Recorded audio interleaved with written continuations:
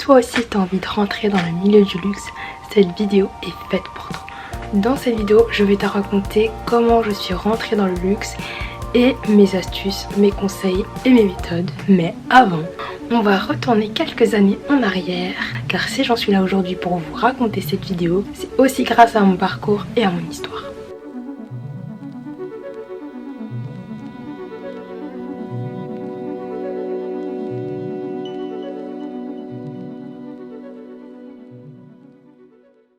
Enchantée, moi c'est Gloria, j'ai 20 ans et je vais vous raconter un petit peu comment je suis rentrée dans ce milieu. Tout a commencé en réalité à partir du lycée. C'est là qu'on commence vraiment à prendre des décisions pour notre avenir qui vont réellement compter. C'est là qu'on va choisir notre spécialité, si on va être en ST2L, si on va être en STMG, si on va être en général. Et moi j'ai choisi de faire une seconde générale. Ensuite je me suis spécialisée, en première on a des spécialités à choisir. J'avais pris maths, SES et anglais. Et ensuite en terminale j'ai lâché l'anglais et j'ai gardé les maths et les SES. Qui m'appelle encore? On m'appelle, on répond pas. En terminale du coup j'ai choisi les maths et les SES et puis j'ai fait mon bac. Donc moi j'ai passé mon bac avec le Covid, donc j'ai eu mon bac un peu gratuitement grâce au Covid. Une fois mon bac en poche, j'ai dû choisir l'université et mes études supérieures. Comme je voulais pas trop prendre de risques, j'ai choisi de faire une formation, de faire une licence dans la continuité de mes études, de mon apprentissage au lycée. Et donc j'ai choisi une licence économie et gestion. Donc cette licence a duré 3 ans et à la suite de cette licence, à la fin, j'ai dû faire un stage pour valider ma licence. Et c'est là que tout a véritablement commencé. En fait, en parallèle de ma recherche de stage, je suis tombée sur une école de luxe qui s'appelle Sub de Luxe. J'en viens à faire les portes ouvertes, donc je découvre un peu cette école. C'était la seule école que je connaissais, auquel j'ai participé aux portes ouvertes. Je connaissais d'autres écoles, mais c'est vraiment celle-ci sur laquelle je suis tombée. Donc de fil en aiguille, aux portes ouvertes, j'ai décroché quelques entretiens. Quelques semaines plus tard, j'ai fait ma candidature. Quelques semaines plus tard encore, ma candidature a été acceptée. Et c'est là que les démarches un petit peu financières ont débuté. Et c'était le début des problèmes. Sub de Luxe, c'est une école privée et comme toutes les écoles privées, il y a un coût financier. Alors moi, c'était différent parce que en fait c'était moins cher parce que j'étais en alternance. Sauf que pour être en alternance, pour déjà bénéficier des services de l'école, pour qu'ils t'aident avec les job dating, etc., pour bénéficier de ces services, il fallait payer une somme d'argent qui n'est pas des moindres puisqu'elle était de 1000 €. Voilà, les 1000 €, je ne les ai jamais eus. Donc en fait j'avais déjà fait les démarches, etc. Et à la fin on me dit qu'il faut que je paye 1000 € pour avoir d'autres services pour trouver une alternance. Sauf que moi, les 1000 € je ne les avais pas. Donc ça a été un peu la douche froide pour moi puisque je m'étais grave imaginée dans cette école là. En même temps je cherchais un stage, donc le fait que je me suis dit j'ai pas les, de fait de réaliser que j'ai pas les 1000 € donc je peux pas bénéficier des services pour trouver une alternance, je peux pas entrer dans l'école. Est-ce que ça sert vraiment le coup de trouver un stage dans le luxe? Puisque mes perspectives d'entrer dans cette école étaient drastiquement réduites. Bah écoutez, je continue à chercher dans le luxe parce que je me vois pas faire autre chose que ça. Donc malgré que je sais pas encore si je vais entrer dans cette école ou pas, en vrai c'était terminé puisque j'avais renoncé, j'avais dit non, je peux pas payer l'école, je peux pas trouver les 1000 €, donc c'est mort, j'abandonne. Je sais plus ce que je fais, mais bon, je continue vers cette voie du luxe, c'est celle que j'ai choisie, je continue, pourquoi pas, on sait jamais. Je continue dans cette voie, un peu à l'aveugle en fait. Et quelques mois plus tard, de façon très inattendue, je reçois un message de mon conseiller avec qui j'ai fait toutes les démarches administratives d'école, etc., financières, etc., et qui m'envoie un message comme quoi si je trouve l'alternance, je vais dans l'école. Ils me disent que je n'ai pas besoin de payer, donc en fait ils me font une promesse d'embauche dans laquelle si je trouve une alternance, je suis dans l'école. Donc là je reçois le message, vraiment de façon inattendue. Jamais dans ma tête, mais dans les scénarios les plus inimaginables, jamais j'aurais imaginé qu'on me rappelle et qu'on me dise cela, parce que moi j'avais vraiment tiré un trait sur cette école, sur cette carrière dans le luxe. Et donc là vraiment j'étais choquée, j'étais trop contente. Et c'était, je crois qu'on était vers la période de mai et je devais trouver une alternance pour, non, vers avril-mai, même février je crois, hein. Février je crois que j'ai reçu le message, faudrait que je retrouve. Et donc il fallait que je trouve une alternance pour septembre. Et quelques mois plus tard, après avoir reçu ce message, j'ai trouvé mon alternance. Et début septembre, je vais commencer mon MBA Brand Marketing and International Management. Donc ça c'était un petit peu tout ce qui s'est passé pour que j'en arrive à là. Et maintenant je vais vous dire comment j'ai fait, qu'est-ce qui s'est passé, quelles sont les démarches que j'ai effectuées, les astuces que j'ai mises en place pour maximiser mes chances d'entrer dans le milieu du luxe. Comment j'ai fait pour entrer dans le milieu du luxe. Après il faut savoir que vous avez plusieurs manières de rentrer dans le luxe, hein. C'est pas parce que moi je suis passée par ce chemin là que vous aussi vous devez forcément passer par ce chemin là. Et pour moi je dirais qu'il y a deux manières possibles d'entrer dans le luxe. Premièrement il y a la manière professionnelle et deuxièmement il y a la manière académique plus scolaire. Donc on va d'abord parler de la première manière, donc la manière professionnelle, qui est pour moi la plus accessible et la plus facile à emprunter quand on veut rentrer dans le milieu du luxe. Donc cette manière professionnelle, ça va plus être à travers les boutiques, la vente en général, donc les boutiques de luxe. C'est cette première façon d'entrer et d'être en contact en fait avec ces maisons de luxe pour entrer directement dans ce milieu. Et moi c'est d'ailleurs comme ça que j'ai eu ma première expérience, que je viens de terminer il y a quelques semaines, même pas il y a une semaine. Et c'est comme ça d'ailleurs que j'ai trouvé ma première expérience, qui était un stage dans un grand magasin pour la maison Isabelle Marant. La vente c'est un très bon outil, je le vois un peu comme un passeport. C'est une première chose à faire, comme ça au moins vous avez au moins une première expérience dans le luxe, même si c'est que de la vente. Après vous pouvez aussi passer par les secteurs tels que le marketing et la communication. C'est aussi des secteurs envisagés. Mais moi je vais plus principalement parler de la vente parce que c'est ce que j'ai expérimenté. Et pour commencer mes recherches, j'ai utilisé la manière un peu traditionnelle où en fait j'ai déposé mes CV en boutique. Donc je me suis présentée directement dans les maisons, dans les boutiques, et je déposais mes CV aux personnes qui étaient là et qui allaient prendre en charge ensuite ma demande. Donc c'est la manière qui me convenait le mieux. Après il y a plein d'autres façons de faire. Vous pouvez aussi passer par les sites, donc LinkedIn, Indeed, Fashion Network, un truc comme ça. Je vous mettrai les sites sur l'écran et en barre d'infos. Plusieurs manières de faire pour déposer son CV. Mais moi la manière qui me correspondait le mieux c'était bien évidemment en boutique, et c'est ce qui a fonctionné pour mon stage et par la suite mon alternance. La deuxième manière d'entrer dans le milieu du luxe c'est aussi de passer par la voie académique, la voie scolaire. Donc via les masters, via les écoles de commerce ou encore les écoles privées. Donc moi c'est par là que je suis passée, je passe par une école privée, donc qui nécessite forcément un coût. Moi je suis passée par une école privée, donc sur le luxe. Après vous en avez plein d'autres, vous avez le IML, vous avez le lycée Marbeuf, vous avez le IDM, enfin il y a plein d'écoles pour ça, c'est pas ça qui manque. Juste renseignez-vous bien sur les écoles, mais en tout cas il y en a plein, il y en a pour tout le monde. Maintenant on va passer aux conseils. Quels sont les conseils que je peux vous donner, les conseils, les petites astuces que je peux vous donner pour maximiser vos chances d'entrer dans ce milieu. N'oubliez pas, avec les deux manières possibles, soit par la voie académique, soit par la voie professionnelle. Premièrement, on va parler du CV parce que c'est un élément ultra important quand il s'agit de postuler, quand il s'agit de trouver un travail. Le CV est très important, c'est vraiment ce qui va vous représenter dans le milieu du travail quand vous allez donner votre CV à quelqu'un. C'est vraiment ce qui va vous représenter, ce qui va faire que vous allez être appelé ou pas pour un entretien. Donc le CV il est très important, c'est un élément décisif, hein, comme un élément un peu déclencheur en fait. Donc déjà parlons des bases du CV. Qu'est-ce qu'il faut avoir un peu sur son CV, les bases des bases. Premièrement je vous conseille d'avoir une phrase un peu de présentation, une phrase un peu qui dit un peu ce que vous recherchez.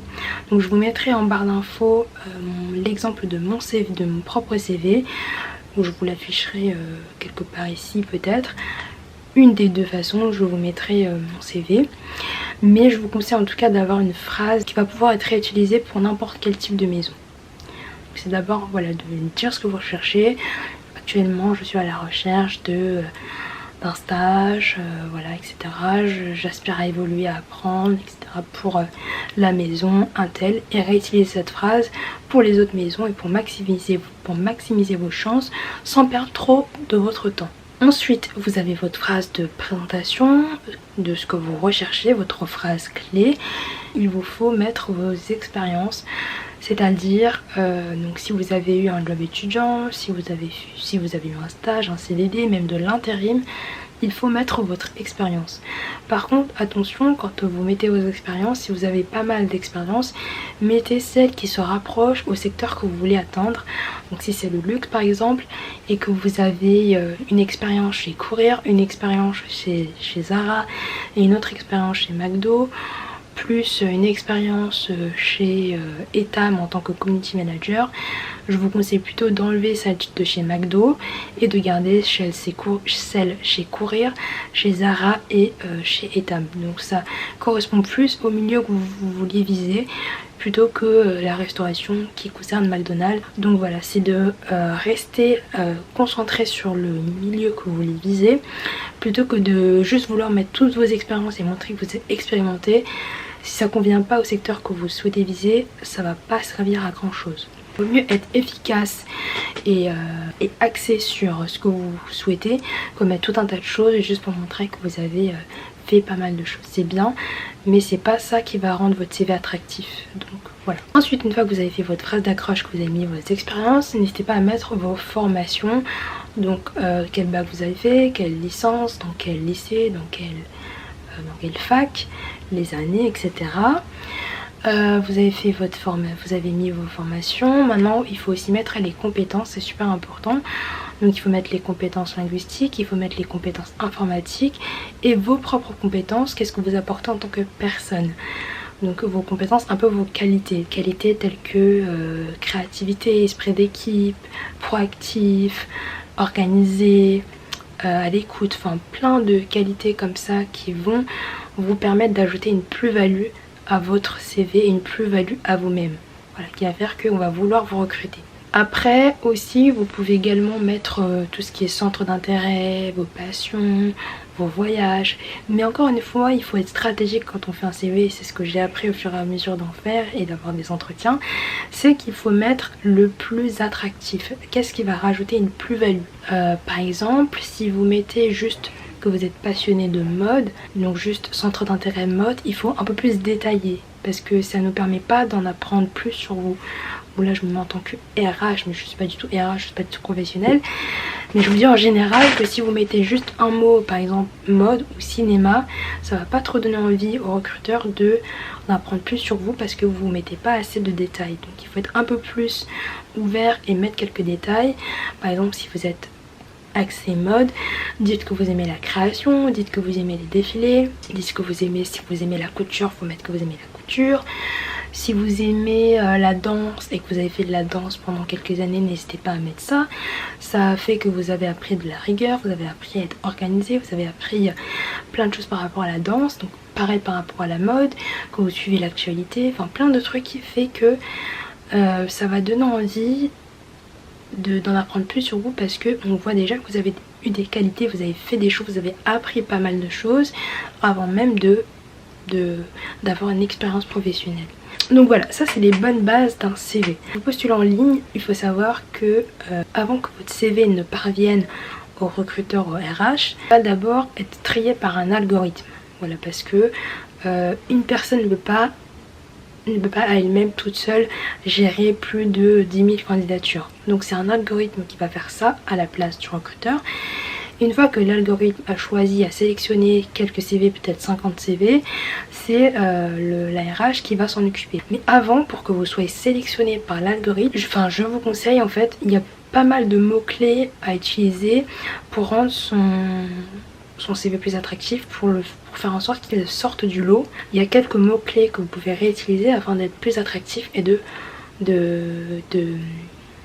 comment dire, d'être sélectionné par l'algorithme. Je vous mettrai une petite liste sur l'écran des mots à utiliser que vous pourrez utiliser, et même n'hésitez pas à regarder sur internet, je pense qu'il y a plein de listes comme ça qui peuvent apparaître, ou encore à demander à ChatGPT. Je pense que ce sera très utile si jamais vous ne trouvez pas d'autres sources d'informations par rapport à ça.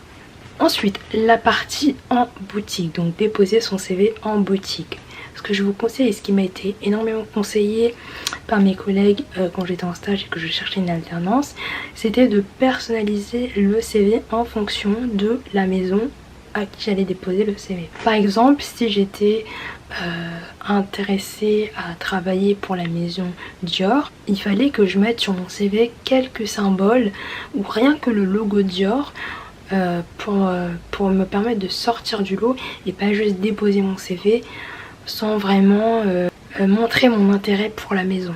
Donc voilà, il faut vraiment essayer de personnaliser, de cibler vraiment la maison pour laquelle vous allez déposer votre CV. Ça va vraiment apporter une plus-value parce que c'est pas tout le monde qui fait ça. Donc je vous conseille de personnaliser, d'ajouter des petits symboles important pour la maison sur votre CV. Par exemple pour Dior c'était l'abeille, donc moi je me souviens que j'avais fait un CV où j'avais mis une petite abeille, j'avais mis plein d'autres petits trucs par rapport à Dior, et ça permet de sortir un peu du lot. Donc une fois que vous avez fait votre CV, que vous avez postulé en ligne, que vous avez déposé votre CV en boutique, il faut se préparer aux entretiens. Pour les entretiens, ce que je vous conseille et ce que moi je m'appliquais à moi-même, c'est que je préparais mon entretien à l'avance, quelques jours avant, ou même des fois la veille quand j'ai pas trop de temps, mais préparez-le quelques jours avant, c'est bien mieux. Le plus important, c'est de pas préparer l'entretien le jour même, parce qu'on ne pense pas à tout. Voilà. Du coup, avant même d'aller à l'entretien, n'hésitez pas à imaginer l'entretien, comment ça va se dérouler, imaginez un peu les questions qui vont être posées. En général dans le luxe il y a pas mal de questions types qui sont posées, même dans les entretiens de base, notamment présentez-vous, décrivez-vous en quelques mots. Voilà, donc la présentation elle est super importante. Donc moi ce que je faisais, parce que forcément dans un entretien comme on ne te connaît pas, forcément il faut que tu te présentes, donc j'avais une petite phrase type que je pouvais réutiliser à chacun de mes entretiens. Donc voilà, je me présente, Gloria, j'ai 20 ans, je disais un petit peu mes formations, mes expériences, je parlais un peu de moi, et donc j'avais vraiment une phrase type, ni trop courte ni trop longue, que je réutilisais à chacun de mes entretiens. Donc je vous conseille déjà de préparer votre entretien à l'avance et d'avoir une phrase type que vous allez réutiliser à chacun de vos entretiens. Ensuite, donc là ça va plus être relié à la vente, mais ce que je vous conseille, c'est même dans tout autre milieu, c'est de connaître un peu l'histoire de la maison, l'histoire de l'entreprise, donc les dates importantes, mais également les best-sellers de la marque, c'est super important, c'est ce qui se vend le plus, et également les valeurs que la marque, que la maison souhaite transmettre. Donc c'est vraiment des points importants qu'il faut au minimum savoir, c'est super important. Et après c'est vraiment des questions sur le moment, sur l'entretien, ça va être des questions pas forcément que vous allez travailler, mais c'est ça qui rend l'exercice de l'entretien un peu intéressant. C'est que moi en fait quand j'étais en entretien, et de plus en plus quand j'ai commencé à en faire, je n'ai pas fait énormément mais de ce que j'ai fait, c'est qu'en fait quand j'imaginais en fait l'entretien comme un espèce de match de ping-pong où il me pose une question et je lui renvoie la balle. À chaque fois, il me pose une question, je lui renvoie la balle. Il me pose une question, je lui renvoie la balle. Et donc à chaque question, j'étais prête à renvoyer le coup et à être prête à répondre correctement à la question qui m'a été demandée. Et souvent, oui, il y a une question de préparation, mais aussi une question de feeling. Souvent, les quelques expériences que j'ai obtenues, les quelques opportunités que j'ai obtenues, souvent oui j'ai préparé, mais aussi le feeling avec la personne avec qui je passe l'entretien. Donc c'était le cas pour mon stage et pour mon alternance, il y a vraiment eu un feeling. Donc après, que vous ayez le feeling ou pas, il faut toujours préparer son entretien. Donc voilà, avoir une phrase d'accroche, une phrase de présentation. connaître les best-sellers de la marque, connaître les dates importantes et les valeurs qu'ils souhaitent transmettre. Et également, un point important, c'est un peu les mots-clés. Ça fait un peu partie des codes du luxe, donc avoir certains mots-clés, utiliser certains mots-clés pendant l'entretien, tels que le mot ADN, tels que le mot héritage, excellence, maison. Je vous mettrai une petite liste aussi de mots-clés à employer, mais encore une fois, vous pouvez retrouver sur internet. Et enfin, la dernière partie, la partie budget, la partie financière. Donc là, ça va pas trop se relier par rapport à la manière professionnelle d'entrer dans le milieu du luxe, mais plutôt à la manière académique scolaire. Donc c'est le seul conseil que je pourrais vous donner en vrai. Après, faut vraiment se renseigner en général sur l'école, les débouchés qu'elle propose, etc. Donc ça c'est vraiment ce qu'il faut faire en général, même à la fac, les formations. Qu'est-ce que vous souhaitez et donc qu'est-ce qu'il vous faut pour avoir ce que vous souhaitez. Donc pour moi, donc en l'occurrence, je suis dans une école privée, donc le coût financier était un point ultra important pour rentrer dans cette école. Et donc moi, par rapport à mon histoire, j'ai eu énormément de chance puisque j'ai pas eu à payer quoi que ce soit pour rentrer dans cette école. Parce que j'étais en alternance, mais encore une fois, si vous avez suivi l'histoire, c'est que en fait, pour avoir accès aux services que proposait l'école, le job dating, etc. pour trouver une alternance, il fallait payer une somme que je n'avais pas et donc que j'ai dû renoncer en fait à ce projet d'entrer dans le luxe. Sauf que du coup j'ai eu une promesse d'embauche, donc qui a fait que j'ai pu trouver une alternance sans avoir eu à payer les services. Bon, j'ai pas eu de service, j'ai dû me démerder toute seule, donc ça n'a pas été non plus ultra facile, hein. Voilà, me lever tous les samedis pour aller déposer les CV dans tout Paris, mais au moins ça a été une expérience et j'avais pas trop de choix, donc c'était déjà une énorme chance de n'avoir rien à payer rien que pour chercher une alternance. Donc voilà, je me plains pas. Du coup voilà, pour en revenir à ça, le fait que si j'avais pas eu cette promesse d'embauche, j'aurais pas pu en fait rentrer dans cette école. Sans la promesse d'embauche, j'aurais pas pu faire tout ça.